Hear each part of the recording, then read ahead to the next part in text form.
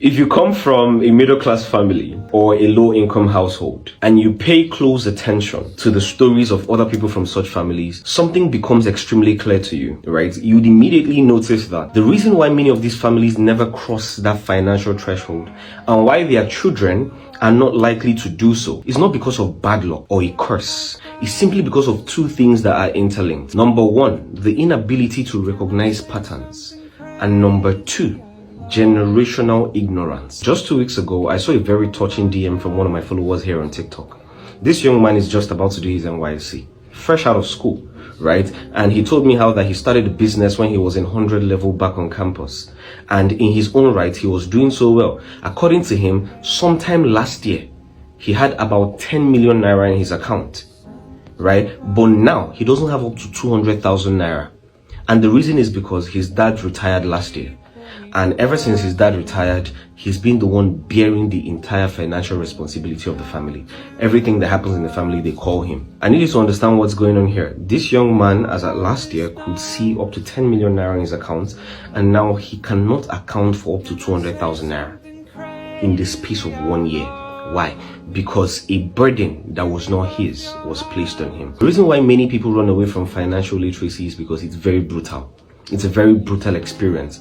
It does not consider your emotions, right? And if you want to become financially literate, if you want to have financial education that will help you ensure your future is stable, one thing that you must detach is your emotions, right? And I'm going to tell you something that you might not want to hear. If anybody brought you into this world, they must have fundamentally accepted that the person they're bringing into this world is 100% their financial responsibility. It is not an ideal situation that the child takes care of the parent. It's supposed to be the other way around. Social programming, it's a real thing, especially from the media. Nollywood has deceived an entire generation. They've painted stories where, the mother or the father were struggling, and then the young man now comes up and he's now the one feeding the family, and that is painted as the ideal success story. No, that's not the ideal success story.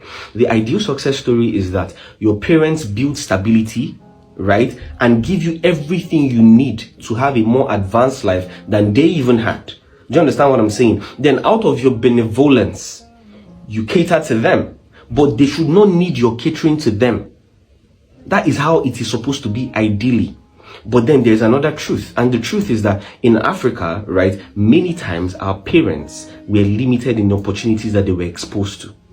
I'm saying some of them, not all of them. Some of them just didn't do what they were supposed to do, and then they now place the burden completely on you. So the dilemma many people from middle-income homes and low-income homes face is that they now start working, they are making some money. Now they have the mindset, they are the ones to liberate the family. Automatically, you're now the one to pay your siblings' school fees, you're now the one to pay your parents' hospital bills, you're now the one to take care of everything going on in the family, right? I can tell you where you're going to end up if you bear those burdens too early. So it's hard, but there is a phase of extreme frugality.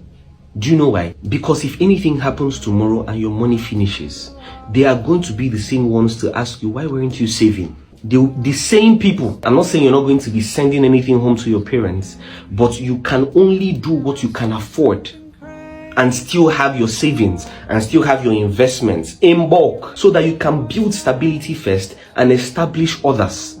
If not, you're going to end up the same way your parents ended. It's a cycle that needs intentionality to break. You are not God, neither are you the savior of the world. Pace yourself, give yourself time, right? Organize your life, build for stability first before you start extending a helping hand towards others, even if they are your family members.